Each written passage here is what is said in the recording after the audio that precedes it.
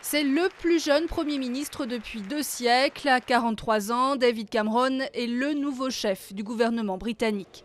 Quasiment inconnu en 2005, il a réussi à s'imposer en réformateur de son parti, prônant un conservatisme moderne et compatissant.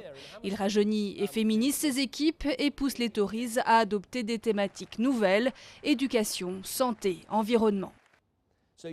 Oui, c'est un manifeste des conservateurs modernes et progressistes. C'est la confirmation que le parti a changé, que nous sommes revenus au cœur de la politique britannique et que c'est ici que nous allons rester. Marié à Samantha et père de famille, il veut cultiver l'image d'un homme accessible, lui qui représente l'archétype de l'aristocrate conservateur, descendant du roi Guillaume IV et époux d'une fille de baron. Ses arguments en faveur d'une réduction immédiate des dépenses publiques et du poids de l'État font leur chemin dans l'opinion.